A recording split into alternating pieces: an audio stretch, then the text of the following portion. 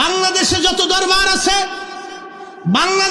দরবার আছে, সিলেটের ফুলতলি দরবার, ফান্দক দরবার, শ্রীকোট দরবার, সাসিনা দরবার, আট্টুসি দরবার, নাইতপুর দরবার, সোনাকান্দা দরবার, বাংলাদেশের যত দরবার আছে, গাউসিয়া কমিটি থেকে শুরু করে আহলে সুন্নাত ওয়াল জামাতের 3 প্যানেল থেকে শুরু করে ফুরফুরা, সাসিনা, জোনপুর যত মাসলাক আছে, মাসলাকে আলা হযরত আছে, ভৈরব থেকে শুরু করে এই বাংলাদেশের সারা বাংলাদেশের অন্তত মিনিমাম হলো 10,000 দরবার আছে।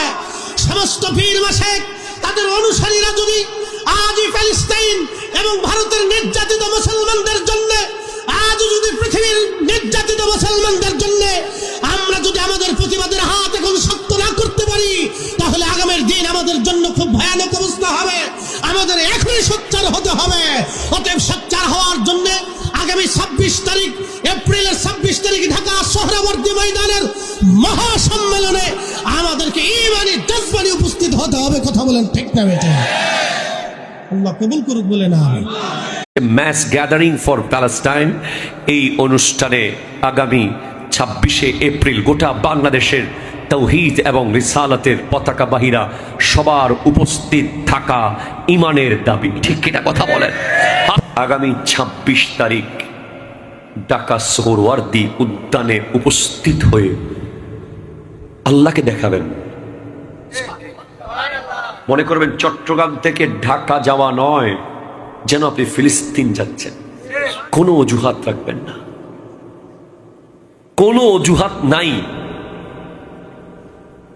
আমি আল হাসনাইন স্মৃতি সংসদকে বলবো এবং আজকের প্রোগ্রাম থেকে গোটা বাংলাদেশকে এই মেসেজ দেব।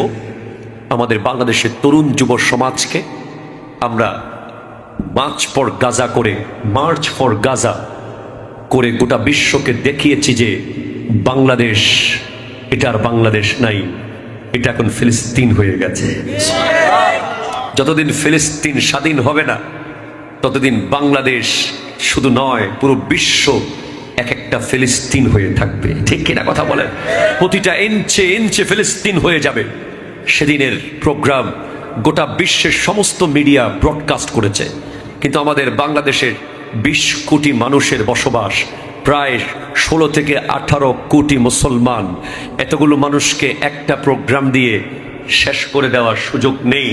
আরো অনেকগুলো প্রোগ্রামের দরকার সবাইকে এই ফিলিস্তিনের পক্ষে অ্যাটেন্ড করানোর জন্য।